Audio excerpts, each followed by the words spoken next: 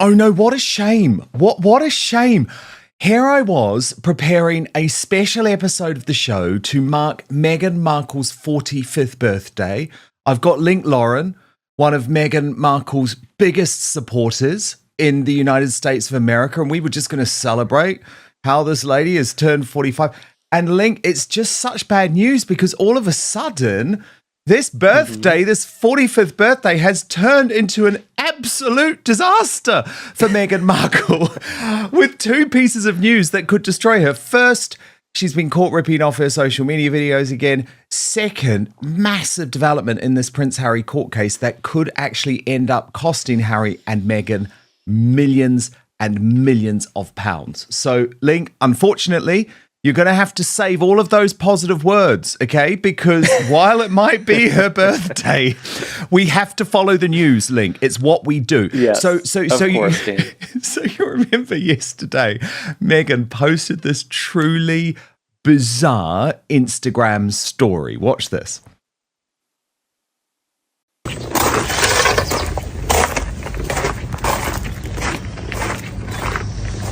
Let's flip this.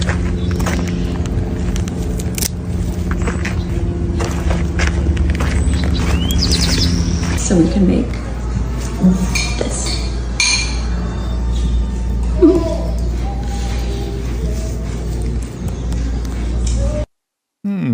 Well, super sleuth Nancy Sidley is onto her, revealing this was a big fat copy of the online trad wife Nara Smith, who had posted an almost identical video of wildflowers. And as Sidley pointed out, right on cue, Meghan Markle dropped what she described as the Temu version. And honestly, don't take my word for it. Don't take Nancy's word for it. Just watch Nara's near identical video. I mean, this is just undeniable, right? First, it was Martha Stewart. Then it was Gwyneth Paltrow. Then it was Pamela Anderson. Now she's copying the social media in the world. But I agree with you. She wants to be this. Sidley. Yeah, shout out to Nancy Sidley. But it's interesting. She's tried to be this Martha Stewart character for years, but I've said Martha Stewart has authenticity, right? Martha Stewart has street cred. She did time in prison. I've always joked, Martha Stewart is blacker than Meghan Markle. I really think she has more street cred. And Meghan Markle, she's tried to be Gwyneth Paltrow. I don't think Gwyneth Paltrow wants anything to do with her. But basically, when you're a sociopath, in my opinion, you're just an amalgamation and a reflection of everyone around you, right? She became what she thought Harry wanted, and she really tried to cosplay Princess Diana and win over Prince Harry. And now she's trying to act like she's a chef and she's this Oprah, Martha Stewart, Mother Goop, Gwyneth Paltrow figure. None of it is really working. And I have a bone to pick with Meghan Markle today. So I ordered her blackberry spread last week when she released it because I try all of her products. I paid for the 2-day shipping, the 2-day air. They said it had shipped. When I go to UPS, there's not even a label that's been created. It has not shipped yet, but as ever is telling me it has shipped. So maybe Meghan Markle has pulled it from the assembly line, but I was really planning on trying it by tomorrow. But maybe she's decided she doesn't want me to have it. You don't want to taste that. I mean, who knows what's going to end up in that? Maybe a little bit of saliva. I said yesterday, I need like presidents and like Vladimir Putin. They have people who test their food before to make sure it's not poison. Like I need an intern or an assistant to try the blackberry spread before me because I'm way too scared to try it, especially now. Why hasn't it shipped? Does it exist? I'm starting to wonder if it even exists. Why hasn't it gone out yet? Link, isn't it a bit sad though, right? That here's a woman turning 45 years old, an age where actually allegedly you should be contented in life. Be very content at that age, very happy about where you're at with life, very confident in your friendship groups and your career. And Meghan had the opportunity for all of that. And actually what we're seeing today is just a trickle. No one really wants to acknowledge this. No one really wants to celebrate her. She's probably going to end up having to celebrate herself. And in some ways, Link, do you feel anything sad about it? Or is it just like, I'm sorry, this is karma, bitch? Well, yeah, it definitely is karma. What's interesting, I sort of look at her as almost like an Amber Heard or some of these other folks, and I don't know how you feel about that. Maybe there's something controversial there, but I feel like there are some women who they get it all and then they started Link on that. Okay, I won't get you started. Okay, let me reverse, rewind. No, Okay. So Meghan Markle, to me, I feel like she's her own self-saboteur. Like she self-sabotages everything. And I've said for the past few weeks, she might be the first person to go rags to riches and then back to rags that quickly, because she tells this rags to riches story. Now, whether it's true or not, I don't know. Her father was pretty successful, but she paints this narrative that she grew up over a garage in a bad neighborhood with her mom, and they used to play down in the driveway, and she's this self-made woman. Then she marries Prince Harry, who's the most eligible bachelor on earth. And now I think she's going to go back to rags. Like, you went rags to riches. You got the Cinderella fairy tale royal wedding. People were, throwing flower petals in the street, and you were in a horse-drawn carriage, and you blew it. That's what's so sad to me. Like, you could have just sat over there in London eating crumpets and scones and showing up to ribbon cuttings. It's not like you even had to do that many events. I think she did the least royal engagements of almost any member of the entire family, but even that wasn't enough for her. And so now she's selling jams, jellies, dog biscuits, wickless candles, as we all know. And so it's just really sad to me to see this woman go from having it all to crashing and burning. And Link, she's about to have a whole lot less cash. That's how it is looking after an astonishing new development in this court case that I have been following very, very closely between Prince Harry and some of his celebrity chums like Elton John and Sadie Frost, and the Daily Mail, where I used to work, actually, Link. And he had this absolute thrashing, but it's got a whole lot worse today.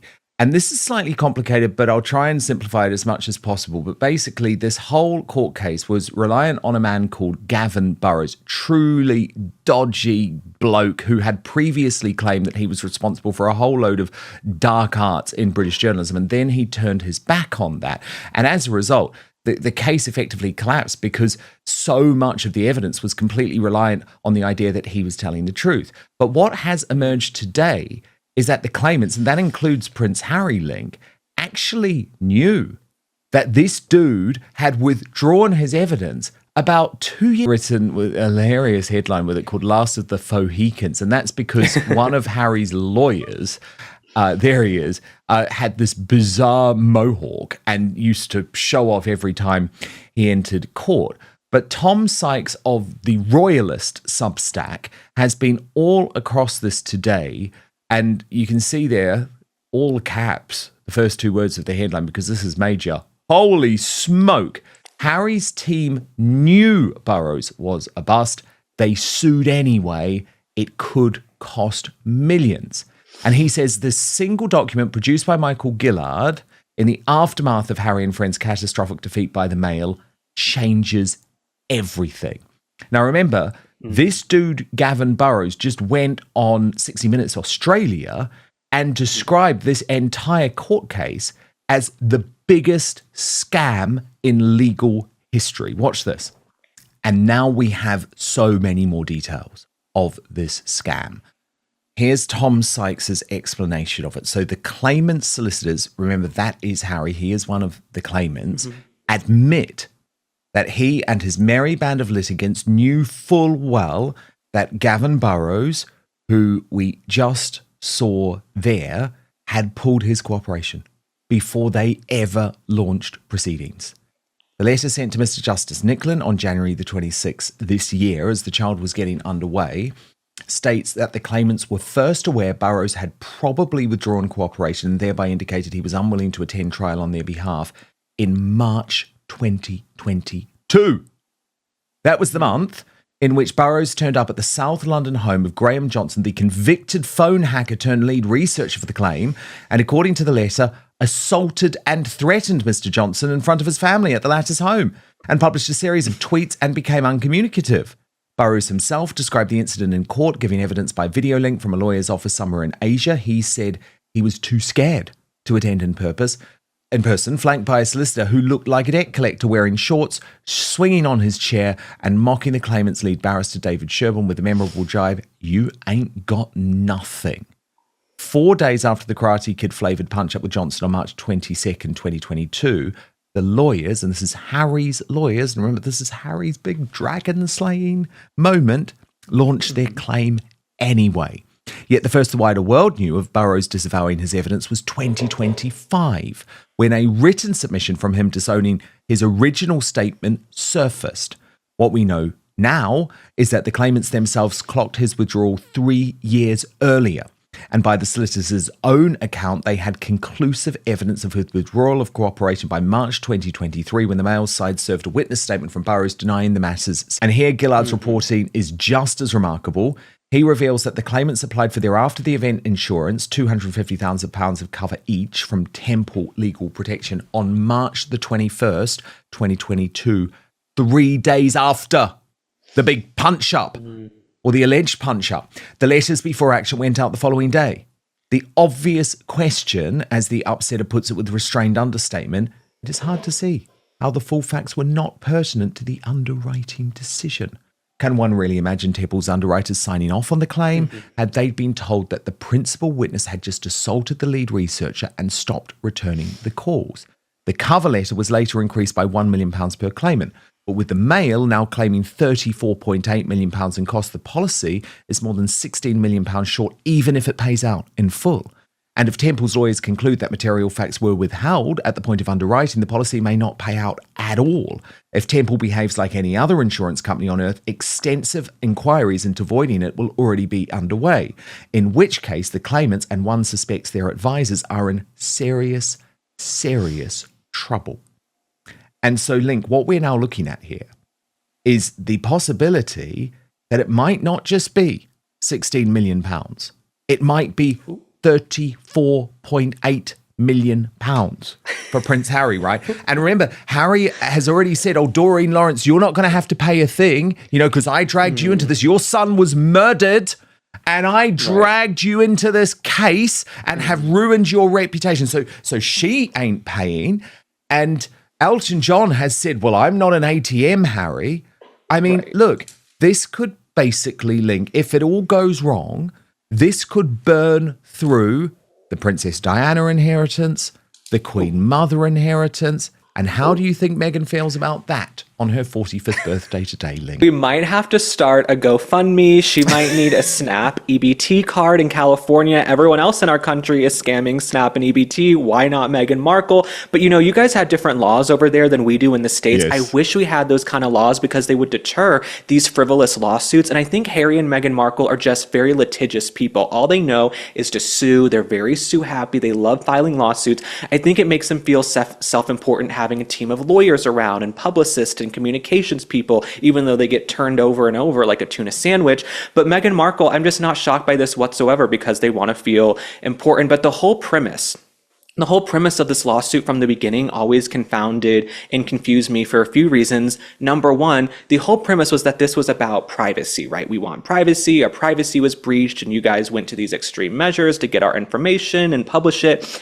These people, they did a sit-down interview with Oprah. They've done multiple reality shows. Harry did Spare, where he wrote about his todger and what kind of cream he uses. So these folks who say they want privacy, basically, I'm just not buying it. And that was the whole premise of the lawsuit, is you guys invaded our privacy. And then number two, when I heard and saw that story that Elton John was not going to help them with the bill, I said, I could have told you that. Have you seen The White Lotus? These gays are trying to kill me, okay? You cannot trust these gays. Anytime a gay man's like, I got you, I'll pick up the tab on the other side, just send me the bill after the trip, I'll Venmo you. You are never seeing that money ever again, okay? So I could have told you not to trust this rich gay man who said he was going to have your back in the end. And thank God Elton John is drawing a line in the sand. I wish King Charles would draw a line in the sand again. He seems to be warming back up to Harry. And I feel like insanity is doing the same thing over and over and expecting different results. Like, good luck letting Harry back into Buckingham Palace, okay? I hear the folks over there, they're in revolt. They don't want to work and serve Prince Harry, and I don't blame them. But yeah, no, this whole lawsuit was a mess from the beginning, but hopefully she can sell her wickless candles, her flower sprinkles, and if they ever send me my blackberry jam that I paid for, maybe she can keep the lights on in the Montecito mansion, Dan. She's going to be having to sell a hell of a lot of that blackberry spread. The thing that I think is so shocking here, Link, is that, I mean, of course you're completely right. Like, it was nuts that he was deciding to go through with a privacy case at the exact moment he was invading the privacy, not just of himself, by the way, but of his family. I mean, the timing was absolutely insane.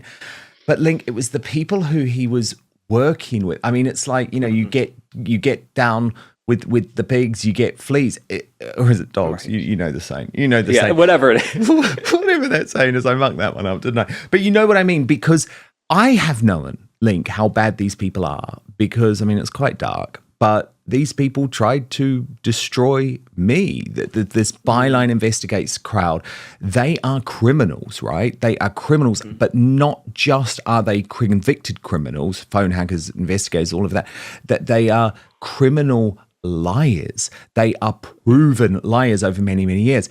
And Lady Colin Campbell, my friend Lady C, she actually put this very well. And I just want to read you out a little bit of what she posted, Link. Justice demands, this is what Lady C says, that Harry and his band of greedy, exploitative chances and blackmailers are not allowed to hide behind the unwarranted claims of their very presentable and capable KC Nicholas Bacon, but that they're made to swallow in full the draught of poison they so maliciously prepared for Associated newspapers to swallow. That sickening cabal of claimants, barristers, and solicitors are hoping to avoid being penalised for their egregious and, in my opinion, shockingly disgraceful actions, many of which were on the wrong side of the law and some deserving of imprisonment as they set about fabricating the most outrageous con on Associated newspapers. Now, Lady C, and I've discussed this with her in the past, sets up the fact that actually she's no fan of Associated newspapers. She's no fan of Paul Dacre. She has sued that company in the past. But she says in this case, they have actually been a great example of courage. And she talks about the fact that they have resisted the forces of a malign set of conspirators who wanted to extort millions out of the newspaper company, orchestrate a campaign of vilification that would result in its closure, with the objective of also creating a second Leveson inquiry so that Hugh Grant could thereafter have his cock sucked in California without anyone in Britain knowing about it. Meanwhile, Harry and Meghan could play at being victims while bullying people left, right, and centre with Hacked Off and its sidekick Byline Times continuing to foment faux complaints against journalists such as Dan Wootton, whom they had hoped to have locked up for a good 10 or 20 years in either England or Scotland for no other offence than disapproving of the antics of the disgraced Duke and Duchess of Sussex.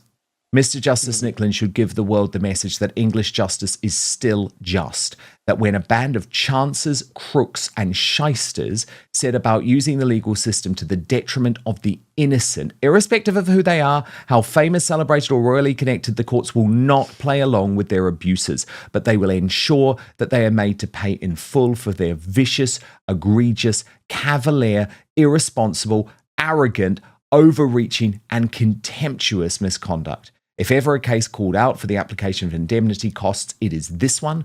I say this as someone who has suffered far more damage to my life at the hands of the British press generally and Associated newspapers in particular than any one of those claimants has suffered. Their behaviour has been a study in the arrogance of the privileged and their expectation that they would somehow always manage to escape the more extreme consequences of their choices. So, Link, you can tell this one's a little bit personal for me, and obviously Lady C invoked me in that post. But unfortunately, Link, I knew how bad these people were because I knew what they did to me. And I was obviously able to expose them and come out the other side. But it's quite astonishing to see Harry know how bad these people are, yet still rely on them. And as a result, I agree with Lady C that there does have to be financial implications, right? Absolutely. It sort of reminds me of the show we have here called Better Call Saul. I mean, I'm sure you guys have it over there, but he's basically this scummy strip mall lawyer, this greasy guy. I'm not shocked this is who Harry and Meghan surround themselves with, and I don't think a lot of other top-notch lawyers would take the case. Number one, you don't know what kind of finances Harry and Meghan have. Are they going to be able to pay their legal fees? That happens a lot of the time in Hollywood where you sign someone and you think you're going to take their case. Oh, they can't actually pay the bills. And I'm happy to see the folks in London and in the courts not kowtowing to them. Nobody should kowtow to these two little hucksters from Montecito. They have no power. They have no importance. She's traipsing around in jean booty shorts, making Instagram videos. She's not even on the Kardashian level at this point. Nobody should fear these two, okay? Prince Harry is a clown. He is a fool. And I think it's very interesting timing that as soon as he has to pay all of this money, these tens of millions of dollars potentially, he's weaseling his way back in with his father, King Charles. He's warming back up to his father. Harry and Meghan, they want to take the kids to go see King Charles and Queen Camilla at Highgrove. I think it's very, very interesting and textbook that he needs money, but I don't think Prince William will have anything to do with him. I don't think other members of the family want anything to do with him. So King Charles is welcome to have a soft spot for his son. I understand he's the only parent he's got. He's the only game in town at this point. May Princess Diana rest in peace, though they're not letting her rest in peace. They're Instagramming at her gravesite. But I think it's interesting he's running back to Daddy Warbucks with the big checkbook and all the cash right now, because they could be close to bankruptcy with their home, with their security bills, with their travel, their lifestyle, trying to keep up with the Joneses. I just don't see money coming in from Meghan Markle's products. I don't see it happening. I don't know anyone who's buying these products except for us who want to try them. So I do think they're going to run back to the crown and try to ask for money. To the Real Royals link, some really lovely footage has emerged of Catherine, the Princess of Wales, engaged in an emotion with him. Catherine, the Princess of Wales, is such a rock star. And even in the last few weeks, I remember when they went to Wimbledon and they had all the kids out there and they looked beautiful and Catherine looked beautiful. You compare and contrast that to Harry and Meghan, who are like slinking around and they're sneaking in to take the kids for a visit and they're posting pictures at Althorp and at Princess Diana's gravesite. It's just, you've got these scummy scammers on one side and then you've got the real revered royalty. And you see every single day how exciting it's going to be to have William and Catherine be the king and queen. You know, I think they're really going to carry themselves with grace, and the kids are growing up so fast. And I also don't think, you know, there were reports that, oh, the kids are going to be busy. They're not going to have time to get together with Archie and Lilibet. I don't blame them. You don't know about Archie and Lilibet. You don't know if they're civilized. You don't know if they eat with their toes. You don't know if they've had their shots. You can't let the future king of England, Prince George, hang out with his cousins. I don't care if they're cousins. I don't care if blood is thicker than water. I was happy to see that the kids were, quote unquote, a little bit busy that week to get together. But Catherine, every single day, she just shows why she is such an icon. And I've said for a few months now, and I know you have too, her being open and candid and vulnerable about her own cancer journey and how she struggles like every other woman to balance and juggle motherhood, her health, her obligations, that gives license and freedom to women across the globe to express that they have those concerns and that they struggle as well. When you hear the future queens say, listen, I'm struggling to balance it all, and with my health and my kids, it makes other women feel like, okay, I shouldn't feel bad about myself. And you just don't get that from Meghan Markle. It's just, you couldn't have such a stark contrast. Indeed. Now, Link Lauren, I think you are a bit of a clairvoyant when it comes to Meghan Markle's plans with Princess Diana. So what we're going to do is move over to Substack now to continue.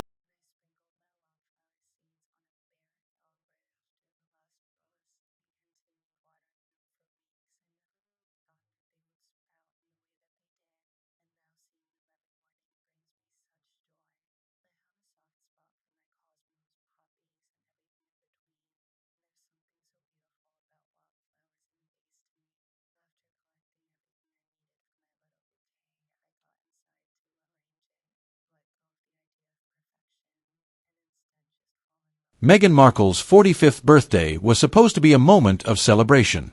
Instead, it has become one of the most controversial weeks she has faced in recent months. New accusations surrounding her social media content and fresh developments in Prince Harry's legal battles have once again placed the Sussexes under intense public scrutiny. On one side, critics are questioning whether Meghan's latest lifestyle content is truly original after striking similarities were spotted between her videos and those of another popular online creator. On the other, newly emerging details from Prince Harry's legal case against Associated Newspapers have raised fresh questions about the financial risks he could be facing if the proceedings continue to unravel. Today we'll examine both stories, separate fact from opinion, and look at why these developments are generating so much discussion among royal watchers. Rather than headlines celebrating Meghan turning 45, much of the media attention has focused on controversy. The transcript begins by describing what should have been a positive milestone, but argues that two separate stories quickly dominated the news cycle instead. The first concerns Meghan's growing lifestyle brand and her recent social media content. The second involves Prince Harry's lengthy legal battle with associated newspapers, where new reporting has prompted fresh speculation over the potential financial consequences.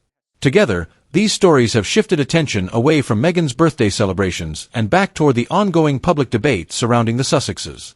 One of the biggest talking points involves Meghan's recent Instagram video featuring wildflowers. According to the discussion, internet users quickly noticed similarities between Meghan's video and content previously published by lifestyle influencer Nara Smith. Critics argue that the presentation, editing style, and overall aesthetic appeared remarkably similar. The host also suggests that this is not the first time Meghan has faced accusations of drawing inspiration from other well-known lifestyle personalities. Throughout the discussion, comparisons are made to figures including Martha Stewart, Gwyneth Paltrow, and Pamela Anderson, with the claim being that Meghan has struggled to establish a distinctive identity for her own lifestyle brand. It's important to note that these are allegations and opinions expressed in the commentary rather than established findings of wrongdoing. Nevertheless, the comparison has generated significant discussion across social media platforms. The conversation then moves toward Meghan's business ventures. The guest explains that he ordered one of Meghan's recently released products but claims he experienced shipping delays despite receiving notifications suggesting the item had already been dispatched. Using this experience, the discussion questions whether Meghan's lifestyle business is experiencing operational challenges. The broader argument presented is that successful lifestyle brands depend not only on attractive marketing but also on consistent product delivery, customer satisfaction, and long-term trust. Whether isolated or more widespread, these types of customer complaints can quickly become part of the wider public conversation surrounding any new business. The discussion also reflects on Meghan's public standing as she reaches her mid-40s. The host argues that birthdays often become moments for public reflection, particularly for high-profile public figures. Rather than focusing on celebration, much of the commentary suggests Meghan now finds herself defending her reputation while continuing to rebuild her public image after several years of intense media attention. The guest characterizes this as a difficult period, suggesting that expectations surrounding Meghan's post-royal career have not unfolded as originally anticipated.